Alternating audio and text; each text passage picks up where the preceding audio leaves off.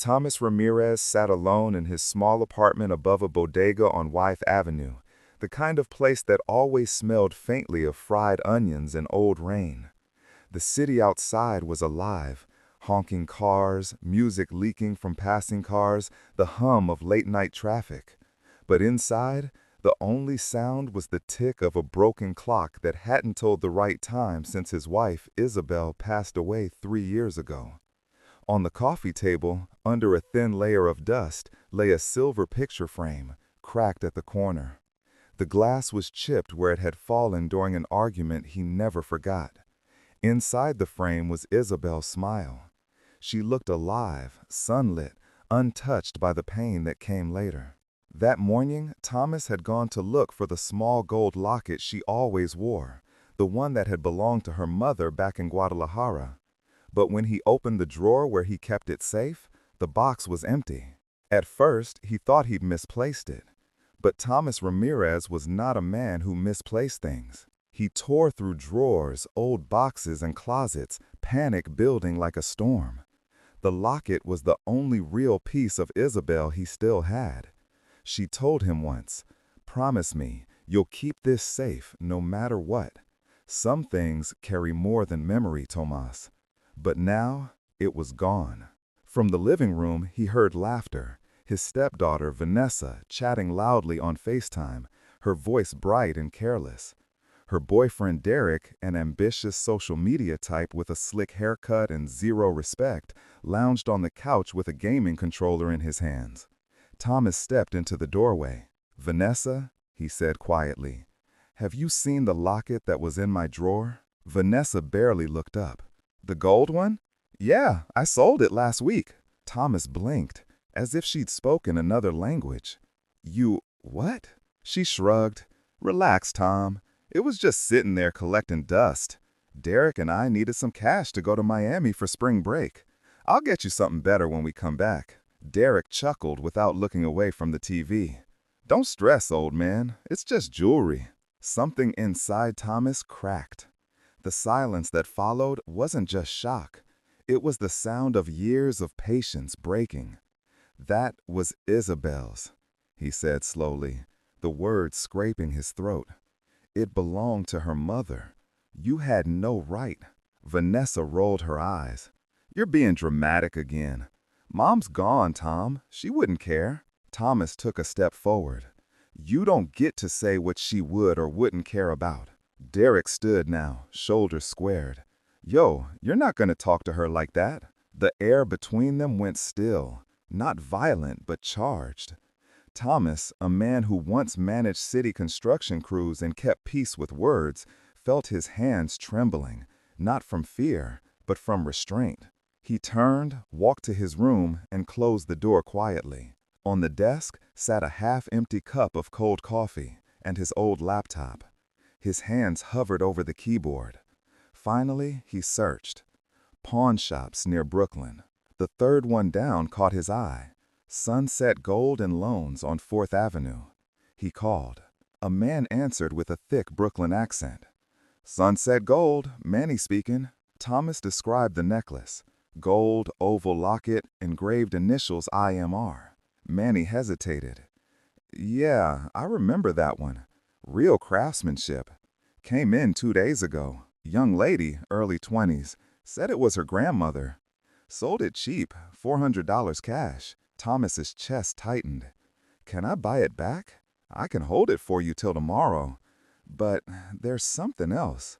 When I checked the clasp, I found a folded piece of paper inside the locket. Thought it was just decoration till I read the first word. It's Spanish, handwritten, looks old. You sure you didn't know about it?" Thomas froze. Isabel had never mentioned anything inside the locket. "Please," he said, "don't sell it. I'll come first thing in the morning." That night, sleep refused to come. The city hummed outside, but his mind was elsewhere. On Isabel, on the secret note hidden in the locket, on the betrayal sitting a few feet away watching Netflix like nothing had happened.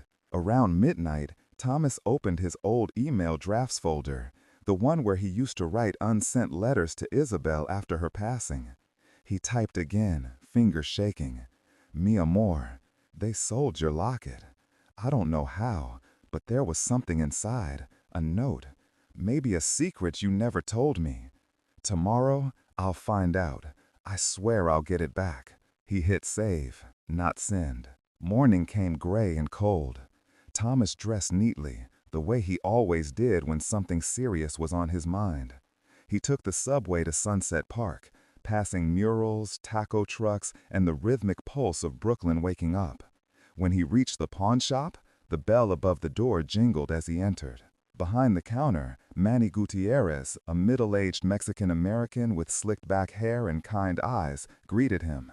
"You must be Thomas. I held it for you." He placed a small velvet pouch on the counter. Inside was the locket, gleaming faintly under the fluorescent lights. Thomas's throat tightened. "Thank you," he whispered. Manny hesitated, then handed him a folded piece of thin yellowed paper. This was inside. Thomas unfolded it carefully. The handwriting was Isabel's, unmistakably hers. But the words chilled him. "If you're reading this and it's not me, something went wrong. The truth about my brother is in the bank box, 42A, Fulton Trust. Don't trust Vanessa." He read it twice, 3 times. The words blurred. Vanessa. Don't trust Vanessa. His stepdaughter. The same woman who had just sold her mother's locket for vacation money. Thomas folded the note again, his mind spinning. "Do you know where Fulton Trust is?" Manny nodded slowly. "Downtown Brooklyn. Big old building near Catman Plaza." "You all right, man? You look like you seen a ghost." Thomas gave a small, forced smile. "Maybe I just did." When he stepped outside, Brooklyn felt different. The noise, the rush, the people, it all blurred into background static. All he could see was that single line in Isabel's handwriting, burning in his mind. Don't trust Vanessa. But why? What secret was she hiding about Isabel's brother? A man Thomas barely knew, someone who vanished decades ago in Mexico. He had no idea, but one thing was certain now. This wasn't just about a stolen locket anymore. It was about betrayal, buried truths, and the slow, deliberate awakening of a man who'd been quiet too long. And for the first time since Isabel's death, Thomas Ramirez felt something other than grief. He felt purpose. He felt revenge taking root. The next morning dawned heavy with low clouds rolling over the East River.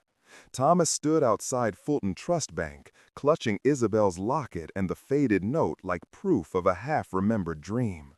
Inside, marble floors gleamed under fluorescent light. A guard nodded him toward the counter. "Morning, sir. Deposit, access, or new account?" "Access," Thomas said. "Box 42A. It belonged to my wife, Isabel Morales Ramirez." He slid her death certificate and his ID across the counter.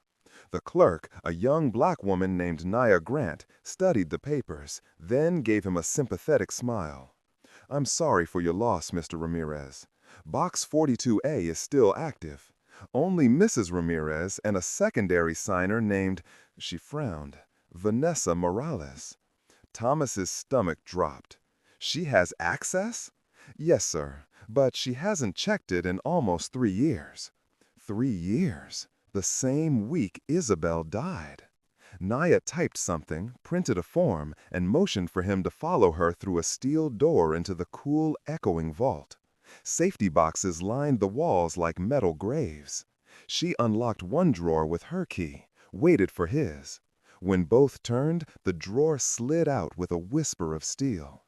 "Take all the time you need," she said softly, leaving him alone in the privacy room. Thomas lifted the lid. Inside were 2 envelopes and a small flash drive taped to the bottom.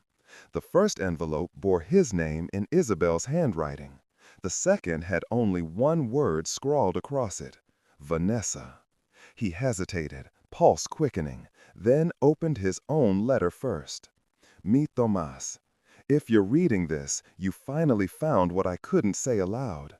My brother Javier didn't die in Guadalajara like everyone believes. He came to New York in 1995 under another name, Carlos Moreno. He started a business here, and I think Vanessa found out long before you did. There's money involved, but more than that, there's danger. If Vanessa ever asks about the locket or my past, don't trust her. She's already been in touch with him. The flash drive will tell you the rest. Con amor, Isabel. Thomas sank into the chair. The air felt thinner, the hum of the vault louder. Isabel's brother alive, using another name in Brooklyn.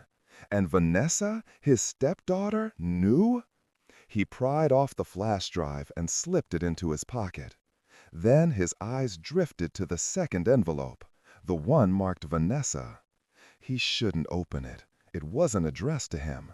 But after what she'd done, after what the letter claimed, his hand trembled only once before tearing it open. Vanessa, you've always been ambitious, and I never wanted to stop you. But greed has a way of turning love to dust. If you're reading this, it means you've already betrayed someone. I hope it wasn't Tomas. I hope you remember that I trusted you with my secret because I believed you'd use it wisely, not to hurt anyone. The inheritance from your Uncle Carlos is not clean. Leave it alone. Walk away while you can. Mom. Thomas exhaled slowly, anger rising not as fire, but as ice. So Vanessa had known about the hidden money, and had lied. He resealed both letters carefully, returned the box, and walked out into the gray morning. Outside, the rain began to fall, thin, cold, relentless. Back at the apartment, Vanessa and Derek were gone, thank God, probably brunching somewhere on his credit card again. Thomas plugged the flash drive into his laptop. A single folder appeared, Merino files. Inside were scanned documents, old property deeds, passports, wire transfer records, and one video file dated April 2019. He clicked play. Isabel appeared on screen, sitting at her sewing table, the afternoon light soft behind her. Tomas, if you ever see this, I didn't know how to tell you.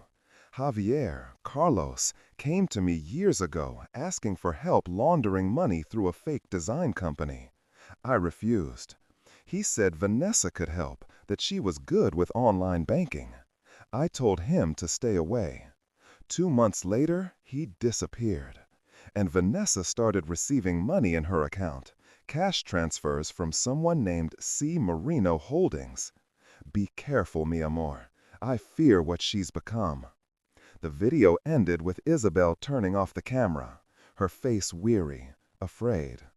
Thomas stared at the screen until the city sirens outside blurred into one endless sound. The betrayal had gone deeper than a locket. His stepdaughter, his only family left, had been part of something criminal, something that reached back to Isabel's brother. He closed the laptop, stood slowly, and whispered to the empty room, "All right, I'll finish what you started." That evening, Thomas returned to Manny Gutierrez's pawn shop. Manny looked up from polishing a guitar. "Hey, hermano, you find what you needed?" Thomas nodded, more than I wanted to.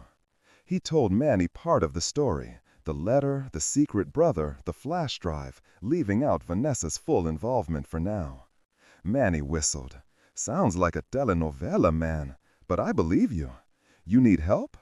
"Maybe. Just someone who knows Brooklyn better than Google Maps." Manny grinned. "You came to the right guy. I know every back alley in Sunset Park and half the folks who owe favors there.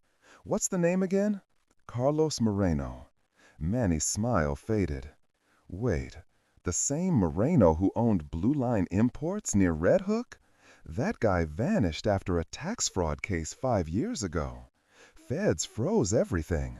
Rumor says his partner took the money south." "His partner?" "Some young woman, Hispanic, mid-20s.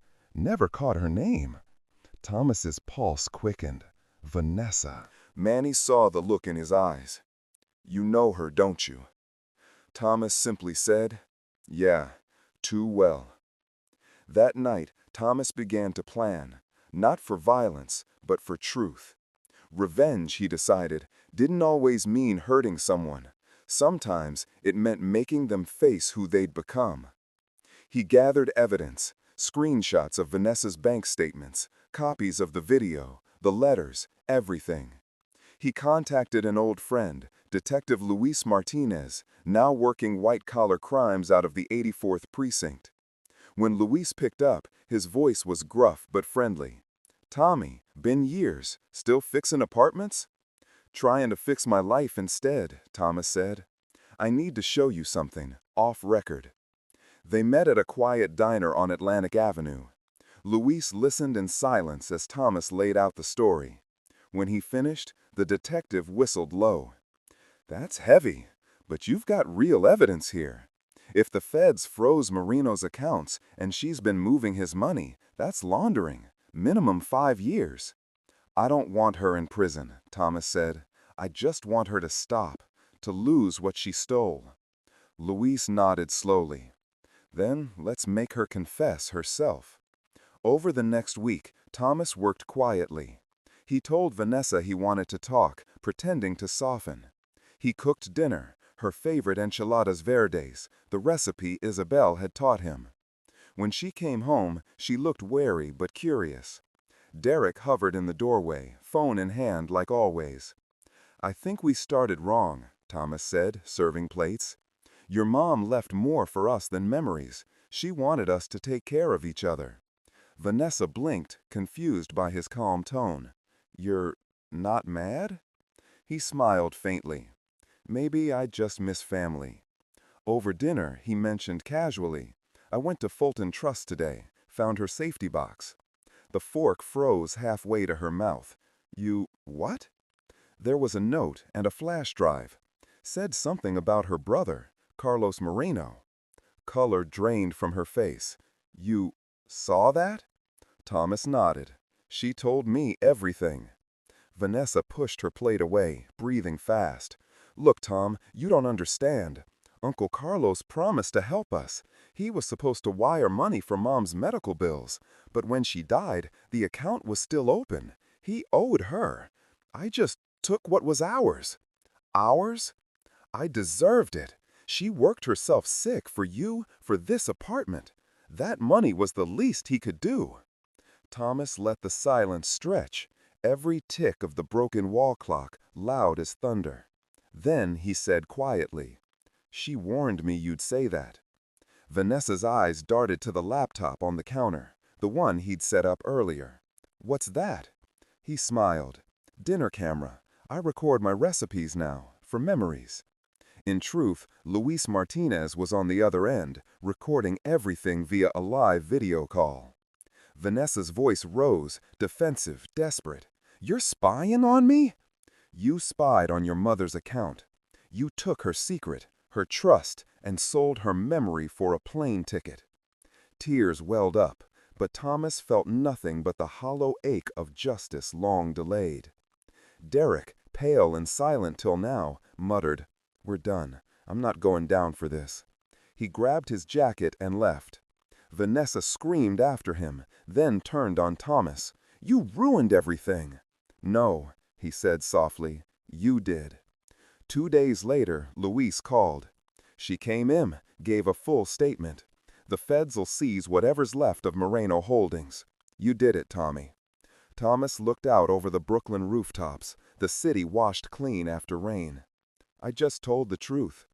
Luis chuckled. "Yeah, but you made her tell hers. That's the real punishment." That night, Thomas sat at his desk, the cracked photo frame beside him. He replaced the broken glass with a new pane, cleaned the dust from Isabel's smile, and hung it on the wall above his desk. He opened a new email draft to Isabel and typed, "Mi amor. It's over. Vanessa faced what she did. Your brother's name will finally be cleared. I don't feel hate anymore, just peace. Maybe that's the real revenge." He hit save, not send, as always. Then he closed the laptop, walked to the window, and watched Brooklyn glow beneath the night sky. For the first time in years, the ticking clock didn't sound broken. Rain again. Brooklyn never stayed quiet for long, but tonight the city's rhythm felt slower, like it was holding its breath. Thomas sat by the window, watching the streaks of light trail across the wet street. The pawn shop across the road glowed faintly through the drizzle. He should have felt closure. Vanessa had confessed. The authorities were handling the rest. But something still sat heavy in his chest. Isabel's final words on that flash drive replayed in his head. Javier didn't die. Be careful, mi amor. If her brother Carlos Moreno was alive, where was he now? And why had he vanished the same week Isabel died? The question refused to rest. He took the flash drive again, scanning through every file. In one folder labeled Documents, Personal, buried beneath tax reports and scanned IDs, he found something strange. A bank transfer from Blue Line Imports LLC to Santiago Home Services, dated 4 days after Isabel's funeral. The sender? C. Moreno. The recipient? Thomas Ramirez. But Thomas had never received that money, not a cent. The account number didn't match his own. Someone had used his name. He leaned back slowly, realization dawning. They forged me, he whispered. They used my name. The next morning, he met Manny outside Sunset Gold Pawn, the early light glinting off puddles. Manny handed him a coffee. You look like you didn't sleep, hermano. I didn't. I need a favor. Manny nodded, no questions asked. That was how Brooklyn friends worked. Trust first, stories later. Thomas showed him the document. This address, Santiago Home Services, it's listed near Red Hook. You said Moreno had a warehouse there, right? Manny squinted at the paper. Yeah, Pier 43. That area's half abandoned now. You sure you want to poke this beast? Thomas smiled faintly. I'm too old to be scared. Red Hook still smelled like salt, diesel, and ghosts. Warehouses lined the docks, their faded paint flaking like old scabs. Thomas and Manny parked near the water, seagulls screeching overhead. The building they sought had a rusted sign, Santiago Home Services, Est 2015. Thomas pushed open the warped door. Inside, dust floated through shafts of light. The office was empty, except for a single metal cabinet and a small altar in one corner. A candle, a rosary, and a faded photo of a man in his 50s. Thomas stepped closer. The man's face stopped him cold. It was Isabel's brother, older, leaner, but unmistakably him. The candle had burned recently. Someone's been here, Manny whispered. Thomas opened the cabinet. Inside were stacks of manila folders, old invoices, and one sealed envelope addressed simply to TR. His hands shook as he opened it. Tomas, if you found this, I'm gone. Isabel told me once that you were the only man she trusted with the truth. I wasn't the criminal they said I was. Blue Line Imports was a cover, yes, but not for drugs or guns, for people. I smuggled families out of cartel territory, gave them fake IDs, sent them north. Some paid, some didn't. When they caught me, I took the blame so others could escape. Vanessa found me later. She wanted money, not truth. She said she'd fix my reputation if I gave her access to my accounts. I agreed, because she was Isabel's blood. I wanted to believe she still had a heart. I was wrong. I left what remains of my life's work under the name Project Esperanza. In the right hands, it could help more people. In hers, it would destroy them. Forgive me for dragging your family into my mess. Protect Isabel's memory. Carlos Moreno. Thomas lowered the letter. His throat tightened. For the first time in weeks, his anger felt small compared to the sadness pressing against his ribs. Manny looked at him carefully. He wasn't a criminal. No, Thomas said. He was trying to do good in the wrong way, and Vanessa twisted it. Inside the same cabinet, taped under the bottom drawer, they found a USB stick labeled Esperanza. Thomas pocketed it. Later that night, back home, he plugged it into his laptop. Hundreds of names appeared, immigrants who'd been smuggled safely into the U.S., each with notes beside them, jobs, families, safe addresses. It wasn't contraband, it was compassion, hidden charity disguised as crime. At the very end of the list was a document titled Legal Trust Pending. When he opened it, Thomas saw his own name again, Thomas Ramirez, Executor. Attached was a scanned document signed by Carlos Moreno. I hereby designate my brother-in-law, Thomas Ramirez, as executor of Project Esperanza. Upon my death, remaining funds in account 0048 at Fulton Trust will be transferred for humanitarian work. If the named executor declines or is deceased, control passes to Vanessa Morales. Thomas's jaw clenched. So that's why she wanted the box. Not for the locket, for the money. It all made sense now. Vanessa hadn't just been greedy. She'd tried to inherit power, control, and the story itself. She'd betrayed not only her mother's trust, but also her uncle's purpose. Thomas exhaled slowly. She used a dead man's dream for a vacation. 2 days later, Detective Lewis called again. Tommy, you might want to sit down. Feds froze the Moreno funds. Vanessa's plea deal fell apart once they found the fake accounts in your name. So she's going to prison? Not yet, but she's under federal investigation for identity fraud, financial misconduct, and obstruction. You played this smart. Thomas stared at the wall, where Isabel's picture hung above the desk. She played herself. Lewis hesitated. There's something else. You're listed as executor for a trust tied to Moreno.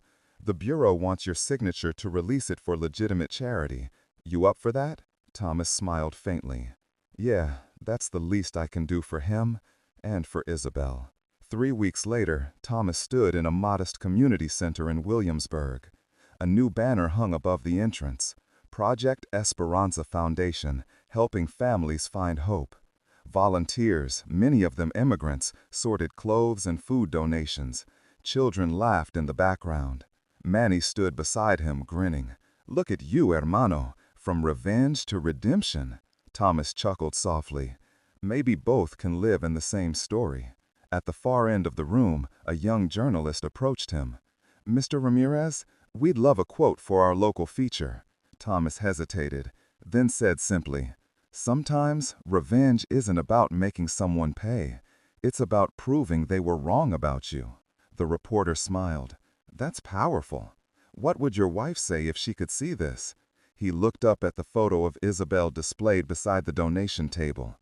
She'd probably tell me to finally fix that clock at home. That night, back in his apartment, Thomas sat alone with the repaired frame again. The rain had stopped. Brooklyn's hum had softened to a lullaby. He opened his email drafts for the last time and began typing. Mi amor, it's done. Your brother's name is clear. His work lives on under Project Esperanza. Vanessa will face her truth, and I will face mine. I thought revenge would feel like fire, but it feels like peace. Maybe that's what you meant all along. The city still smells like rain, and I still make your coffee too strong. But tonight, I finally forgive them and myself. Good night, mi vida. Always, Tomas. He pressed save, leaned back, and let out a long breath. For the first time in years, he didn't feel alone. He turned toward the wall, where the clock ticked gently again, newly repaired. Each second sounded like forgiveness. Outside, Brooklyn lights shimmered on the wet streets, golden, alive, eternal. 6 months later, winter had come early to Brooklyn. The wind rolled off the East River like a living thing, rattling windows, bending the streetlights along Wythe Avenue. Inside his apartment, Thomas Ramirez stood by the radiator, sipping black coffee and reading a letter from Project Esperanza's new board. They wanted him to become a permanent advisor. He smiled faintly, shaking his head. He'd had enough of paperwork for one lifetime. The door buzzer broke his calm. He wasn't expecting anyone. Thomas crossed the small kitchen, pressed the intercom button. Yeah? A soft voice came through, familiar, trembling. Tomas, it's me, Vanessa. His grip tightened on the button, a silent storm behind his eyes. For a long moment, he said nothing. Then, quietly, "You shouldn't be here. Please, just 5 minutes. That's all I'm asking." He hesitated. 6 months ago, he might have slammed the receiver down. But Isabel's voice echoed in memory. "Be kind, even when you can't forgive." He buzzed her in. When Vanessa stepped into the apartment, she looked smaller than he remembered. The confident, sharp-tongued young woman who had once mocked his grief was gone. This version of her looked tired, thinner, eyes dark with sleeplessness. She held a small paper bag in one hand. The smell of coffee and pan dulce drifted out. "I brought your favorite," she said softly, "café de olla, the kind Mom used to make." Thomas said nothing. He gestured to the small table near the window. She sat. After a long silence, she began. "They froze everything. My accounts, Derek's too. He left when it happened. Said I was bad luck." Thomas's expression didn't change. "And? I'm working now," she said. "A community center in Sunset Park. Cleaning, mostly. I wanted to come sooner, but I didn't know if you'd even open the door." "I almost didn't." Vanessa looked down at her hands. "I deserve that." The radiator hissed, filling the space between their words. Finally, Thomas asked, "Why now?" She reached into her coat pocket and pulled out a folded piece of paper. "I found this when I moved out. It was in Mom's old jewelry box. I think she meant for you to have it." Thomas unfolded it slowly. Isabel's handwriting again, graceful, deliberate. "Mi hija, if you ever lose your way, remember that forgiveness isn't weakness. It's the last bridge between hearts. If you can't cross it, at least build it. Mama." Thomas's eyes lingered on the last line. For the first time since Vanessa entered, his anger began to thaw, just slightly. "She always wrote like she was speaking to both of us," he murmured. Vanessa nodded. "I know. I ruined everything. I hurt her memory and you." Her voice cracked. "I thought money would fix the hole she left, but it only made it deeper." He looked at her quietly, searching for sincerity, and found it. "You were lost," he said. "You still are, but you came back. I'm not asking you to forget, just to let me try again." Thomas stood, crossed to the small shelf where he kept his letters and Isabel's frame. He picked up the repaired photo and turned it toward her. "You remember when this broke?" he asked. Vanessa nodded weakly. "Yeah, the night I sold Mom's necklace. I almost threw it away," he said, "but something stopped me. Maybe because breaking it didn't erase her, just showed me how fragile everything else was." He set the frame back down gently. Then, from the same shelf, he took a white envelope with a clean blue stamp, the letter he'd been meaning to send to Project Esperanza's board. He held it out. "What's this?" "They offered me a place on the foundation board," he said, "but I'm not the right person to lead it. You are." Vanessa's eyes widened. "You can't be serious. After everything I'm not giving it to you," he interrupted. "I'm giving you a chance to earn it. Manny Gutierrez runs the warehouse now. He needs help cataloging donations. If you work there, quietly, honestly, for a year, I'll tell the board to let you represent the Morales family name." Vanessa blinked hard. "Why would you trust me with that?" Thomas looked at her, his voice steady. "Because your mother believed people could change, and because forgiveness is also revenge when you do it right." Weeks passed. Thomas kept his distance, but word spread through the neighborhood. Vanessa was working at the Esperanza Center, sorting clothes, translating for new arrivals, sweeping floors long after others had left. Manny mentioned it one afternoon over coffee. "You were right, hermano. The girl's working like she's paying back the world. Doesn't complain, doesn't cut corners." Thomas smiled faintly. "Maybe she's finally found her purpose." Manny leaned back.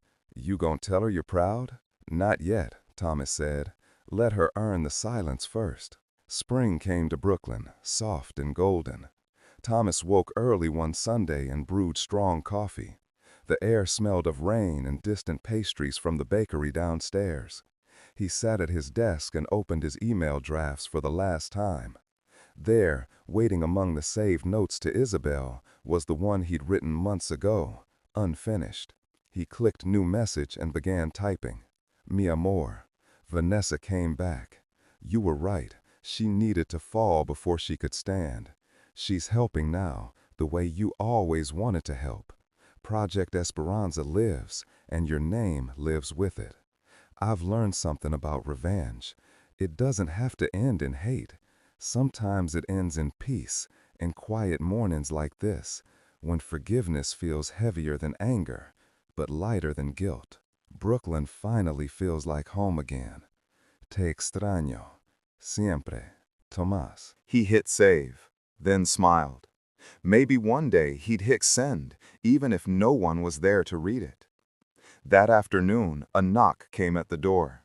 When Thomas opened it, no one was there, just a small brown package wrapped neatly in twine. Inside was a wooden shadow box. Mounted at its center, Isabel's gold locket, freshly polished, glowing against dark velvet. Below it, a small handwritten note. Mom's necklace belongs with her memory. Thank you for giving me back both. Vanessa. Thomas stared at it for a long time. He hung the box on the wall beside Isabel's photo, exactly where the broken frame used to be.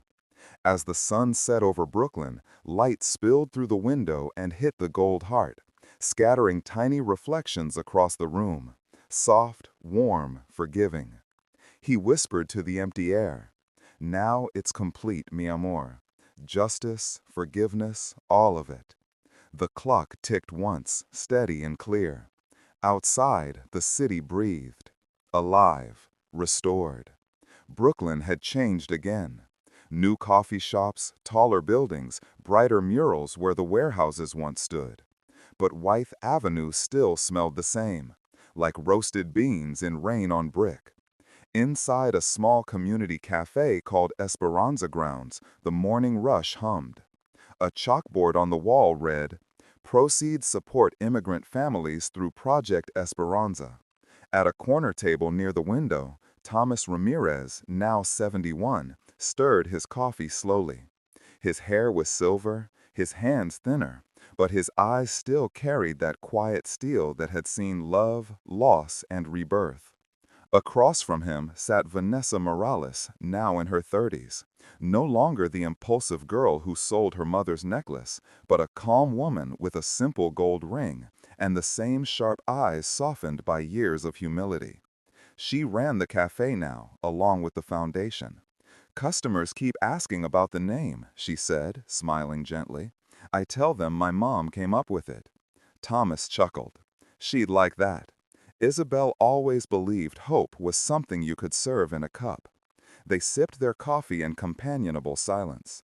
Then Vanessa reached into her bag and pulled out a small envelope, the paper worn at the edges. "I think this one's yours." He frowned. "What's this?" It came from Mexico. Some lawyer tracked down Mom's old documents. Apparently, Uncle Carlos filed something years ago. A letter for you. Thomas opened it carefully. Inside was a single sheet, yellowed with time. "Tomás, if this reaches you, it means I kept my word. Isabel once asked me to look after Vanessa if anything happened to her. I failed her in life, but I hope I can help her in memory. The trust is yours to manage, but the purpose, Esperanza, is hers to protect. You'll know when to let go. Carlos." Thomas smiled softly. He always knew what to say, even when he said too much. Vanessa tilted her head. What does he mean, let go? He looked around the cafe. The photographs of smiling volunteers, the shelves of donated books, the sound of laughter that filled the room like sunlight. "I think he means this," Thomas said. "The city doesn't need me to guard it anymore. It's yours now." Vanessa blinked, a mix of gratitude and fear. "I can't do it without you." "Yes, you can," he said gently. "That's how I'll know I did my job." That evening, Thomas took the long walk home. He passed street musicians, food vendors, murals of faces he didn't know, but felt connected to. Brooklyn was younger now, but it carried old souls, just like him. In his apartment, he poured a cup of tea, sat by the window, and opened his laptop, the same one he'd used for all his letters to Isabel. He hadn't written to her in years, but tonight something felt unfinished, one last message left unsent. He began typing slowly, his hands trembling slightly with age, but steady in purpose. Mi amor. 10 years have passed. Vanessa grew into the woman you always saw hiding inside her. She runs Esperanza now.